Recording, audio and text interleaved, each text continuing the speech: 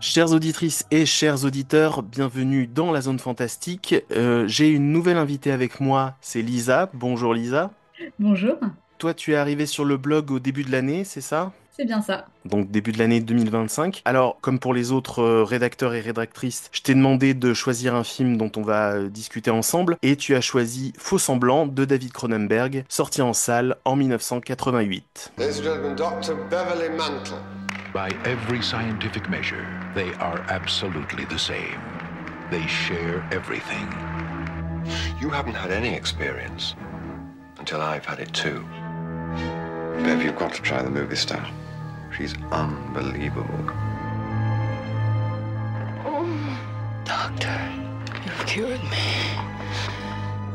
You mean to say there's two of them? They're twins, dear. I think we should drop her, Bev. You drop her. I'm in love with her. Can't be love if it does this to you, can it? Doctor, I think there's something wrong with you. Alors Lisa, est-ce que tu te risquerais un pitch de Faux Semblant? On va essayer en tout cas. Donc ce film, c'est l'histoire de deux jumeaux qui se ressemblent comme deux gouttes d'eau, qui sont tous les deux interprétés donc par Jeremy Irons. D'un côté, on a Elliot Mantle qui lui est le séducteur, c'est le charismatique, le plus charismatique des deux. Et de l'autre, on a Beverly qui est beaucoup plus sensible, beaucoup plus timide. Ces deux-là, donc ils sont gynécologues et ils ont une habitude, c'est de, comment dire, s'échanger leur rôle. Voilà.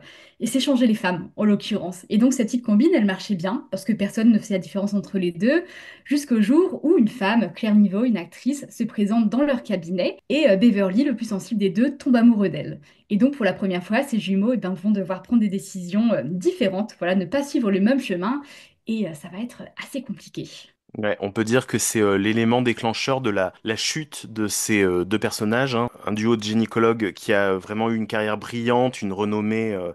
Alors, je sais pas si c'est précisé qu'on est au Canada, puisqu'on s'est tourné au Canada, la patrie de David Cronenberg, mais en tout cas dans la grande métropole dans laquelle ils officient, voilà, ils ont vraiment une renommée, un cabinet prestigieux, ils reçoivent des prix, des récompenses, et puis l'arrivée de Claire va être l'élément déclencheur qui va précipiter leur déchéance, on va dire. Alors, pourquoi tu as choisi de parler de faux semblants dans la zone fantastique? Alors moi, je choisis ce film-là parce qu'à mes yeux, c'est vraiment le film qui cristallise, qui incarne le mieux l'obsession de David Cronenberg pour les corps. Parce que on est littéralement face à des protagonistes qui sont fascinés par l'intérieur des corps, par qu'est-ce qui se passe dedans. Et pour ça, je vais juste reprendre la scène où justement Beverly examine l'actrice, donc Beverly le sensible examine l'actrice, et il lui dit que lui, voilà, ce qu'il apprécie chez elle, bah, c'est son utérus. Parce qu'elle a un utérus tripartite, donc divisé en trois parties. Et quand il va voir son frère, il lui dit, mais tu vas voir, elle est fabuleuse, elle a un utérus en trois parties. Lui, c'est vraiment l'intérieur de la femme qui voit, là où son frère, Elliot, le charismatique, va plutôt voir l'actrice en fait. C'est l'actrice en soi qui va l'intéresser. Et donc voilà, on a ces deux frères qui sont vraiment fascinés par ce qui se passe dans les corps. Et à mes yeux, c'est vraiment une présentation de ce que David Cronenberg aime. C'est vraiment ce qui illustre le mieux, à mes yeux, son obsession.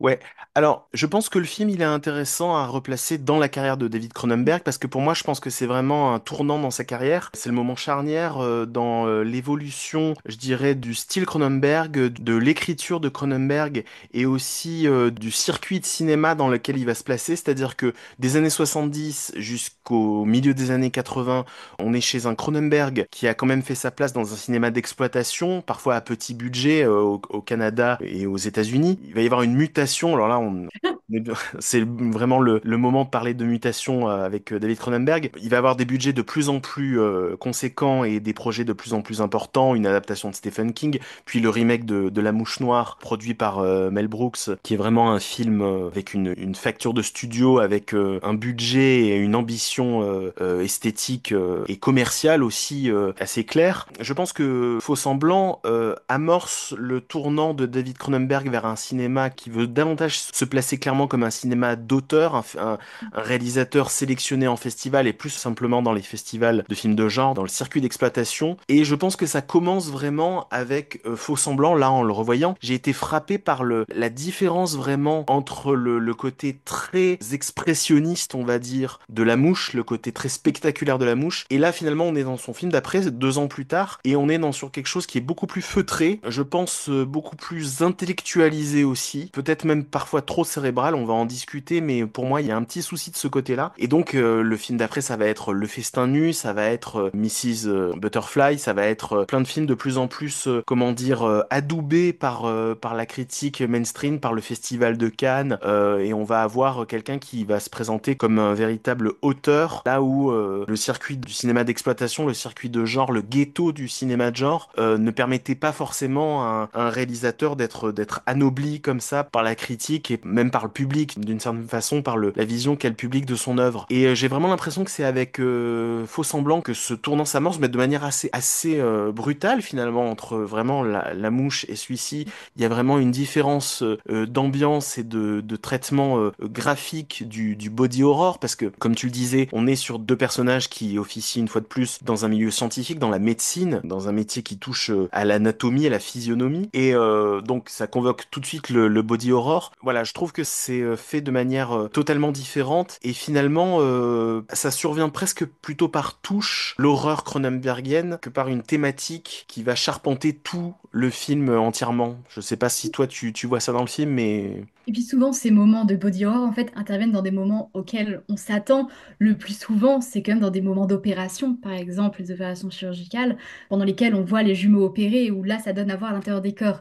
Il y a très peu de scènes où on est vraiment face à l'horreur, Il y a une séquence qui est rêvée, j'en dirai pas plus, où effectivement, c'est un peu cracra, mais le reste du temps, quand on nous montre quelque chose qui peut être visuellement repoussant, c'est vraiment dans un cadre médical. Ça semble dans un contexte bien précis. Et puis en plus, on a des personnages qui appartiennent à une certaine haute bourgeoisie avec une certaine tenue. Il y a un vernis social qui fait que les gens doivent bien se tenir et que justement, plus dur sera la chute quand justement ce vernis craque. Mais tu vois, dans le parcours du film, finalement, on a aussi d'autres thématiques qui interviennent, qui ne sont pas forcément directement liées au body horror. Une question autour justement de la réussite, autour de la répartition des rôles dans un duo, en fait, comment on fonctionne en binôme, qui est qui dans le binôme et qui prend l'ascendant sur qui est jaloux de l'autre, comment va se créer une relation triangulaire avec un triangle amoureux. Et ça appelle pas forcément le body horror, et je sais pas pour toi, mais je trouve que ça a beaucoup de place finalement dans le récit aussi, plein d'autres choses, plein d'autres thématiques qui finalement sont la thématique du parcours de 2 individus assez brillants, en fait, de 2 esprits très brillants et très torturés. Il y a certains moments où on ne sait plus vraiment si on a un personnage ou deux d'une certaine façon, ou si c'est un personnage avec 2 facettes qui apparaissent à l'écran en même temps, mais finalement c'est parfois très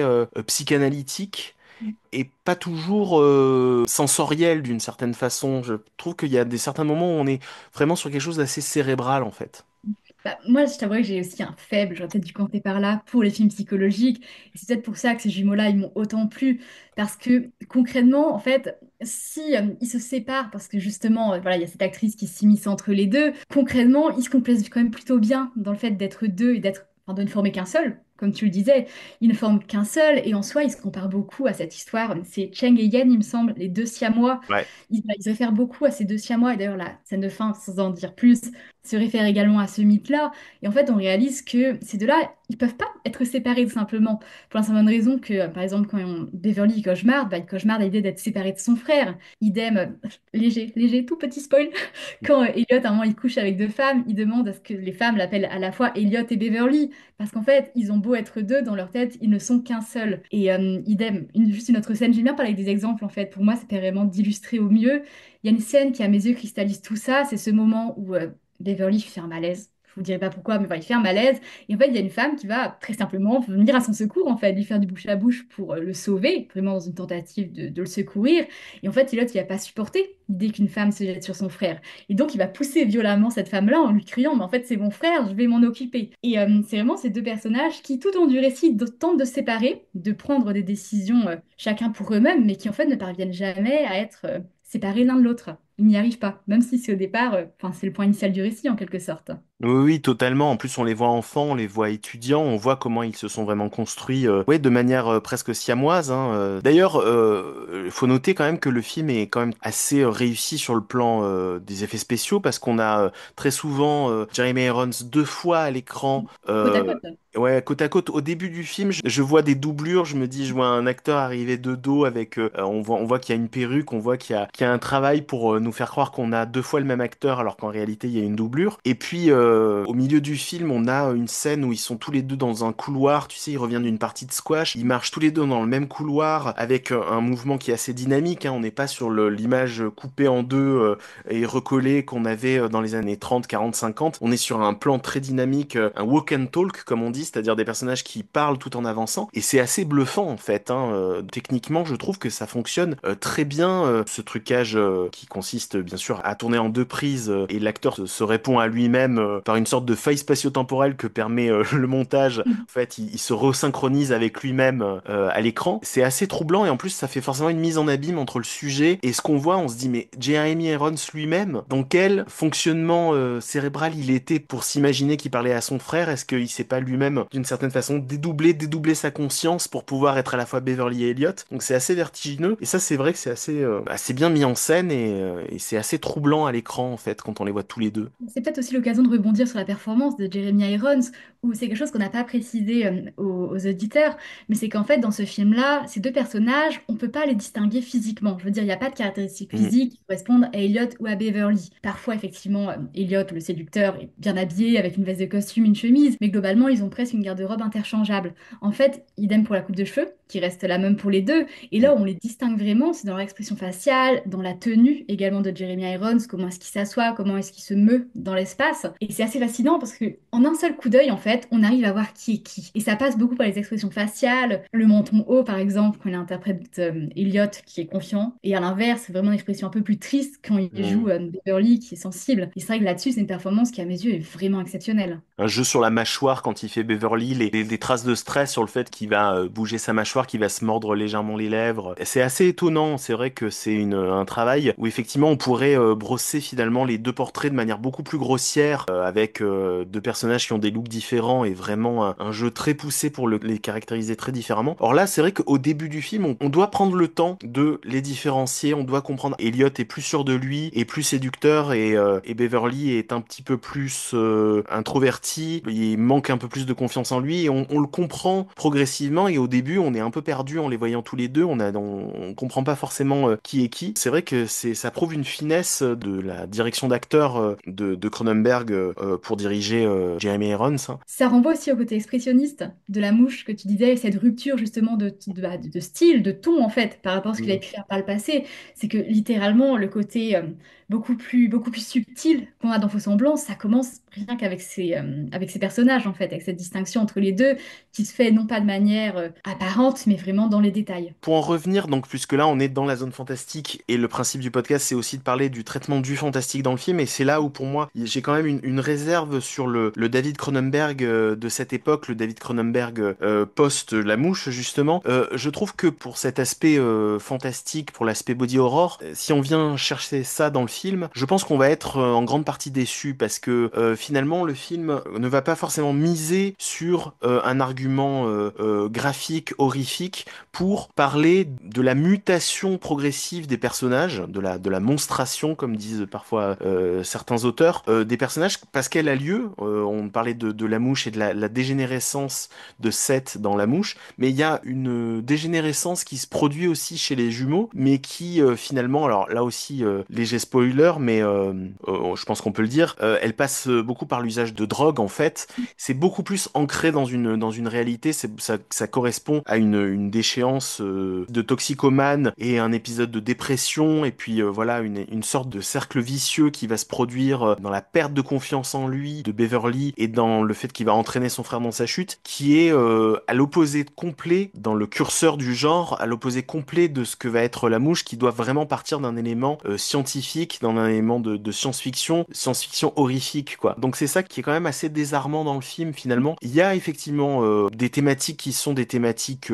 propres à Cronenberg et propres d'une certaine façon au body horror, parce qu'on a vraiment un personnage qui va se détruire, mais qui va d'abord passer par quelque chose, là encore, de très psychanalytique, je trouve. Oui, on n'est vraiment pas dans une déchéance. Alors, la déchéance est physique, mais en soi, elle est provoquée par quelque chose d'on ne peut plus, j'allais dire normal. Faut pas banaliser ça, mais en tout cas, quelque chose qui est très ancré dans la réalité, qui est donc effectivement les médicaments et la drogue de façon générale. Ça passe par là. Et c'est vrai que tu parlais de la partie fantastique, les quelques moments qui sortent de l'ordinaire, en l'occurrence, cette histoire de vagin en 3 parties, concrètement, on va pas aller le voir, on va pas nous le montrer. Mm. Donc, à nouveau, c'est des choses qui sont évoquées. Et j'en viens à ce que je disais un peu plus tôt, on reste dans le contexte médical. Idem, les deux jumeaux, ils vont, pour le côté un peu torture slash body horror, ils vont faire créer des instruments pour la gynécologie, des instruments de torture, hein, clairement, qui sont assez terrifiants, qui sont pas autorisés par la médecine traditionnelle. Mais ces instruments, idem, on les verra jamais réellement en action. Et à nouveau, ça s'ancre encore une fois dans le domaine de la médecine. Donc en fait, toute l'horreur qu'on peut avoir dans ce film, elle s'ancre vraiment dans un contexte rationnel, en quelque sorte.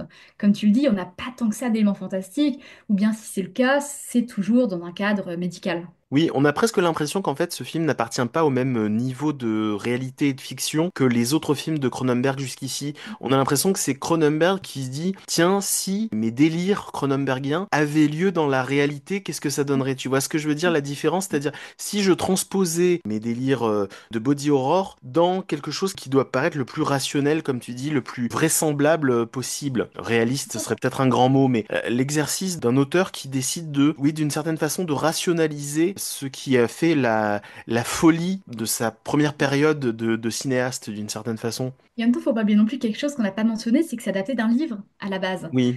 Et donc, c'est vrai que là-dessus, je sais pas à quel moment ce livre est intervenu dans sa carrière, mais en effet, c'est vrai qu'il marque clairement un tournant. Et je pense que le choix de l'adapter à ce moment-là n'est pas anodin non plus. Il voulait peut-être tenter autre chose. Mais en tout cas, dans Les Linceuls, c'est également quelque chose qu'il aborde. On est aussi dans cette idée-là en fait, d'un film qui s'ancre vraiment dans la réalité. On est exactement là-dedans. On est quelque chose de très rationnel. Où Les Linceuls, ça part dans une guerre numérique, guerre froide, etc.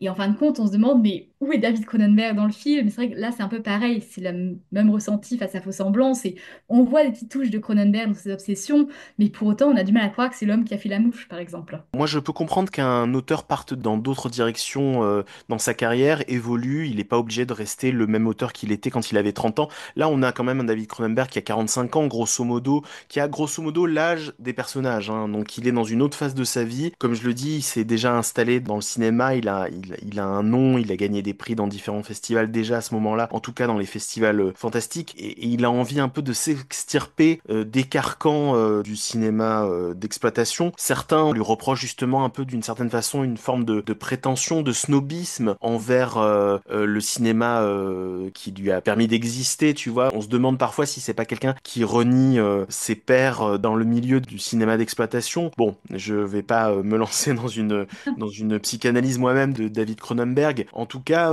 pour moi, il y a un problème au-delà de ça, c'est que je trouve que dans ce film, autant dans certains autres films, j'apprécie de voir Cronenberg aller davantage vers le thriller, tout simplement, vers le polar. Comme tu dis, là, on est sur un techno-thriller avec Les Linceuls. Il a fait des films que je trouve très intéressants, sans être des films qui retravaillent ce qu'il a travaillé dans Frisson, dans Chromosome 3 ou dans Scanners. Là, le problème que j'ai avec celui-ci, c'est que je trouve que, d'une certaine façon, il est trop littéraire. C'est-à-dire que je perçois, mais je me trompe peut-être, la volonté de David Cronenberg à vouloir beaucoup écrire son film, à vouloir beaucoup travailler la forme littéraire. Et d'ailleurs, tu dis Les Linceuls est une adaptation. C'est David Cronenberg qui auto-adapte un de ses romans. Il est passé aussi, lui, par l'écrit. Et je pense qu'il y a quelque chose de très littéraire dans Faux Semblant déjà. Et c'est l'adaptation donc d'un roman qui s'appelait Twin de Barry Wood et Jack Gisland. Je vois trop le scénario quand je vois Faux Semblant. Je sais pas si tu vois ce que je veux dire. Je trouve que le scénario est pas assez digéré par l'image. J'ai l'impression de voir la troisième, la quatrième version d'un script qui est très écrit. On a des dialogues qui sont très intéressants avec des doubles sens, avec des ambiguïtés. Il va chercher des choses psychanalytiques et parfois je trouve qu'il vise juste, hein, il touche à des choses qui sont assez subtiles et je trouve que ça fonctionne bien. Et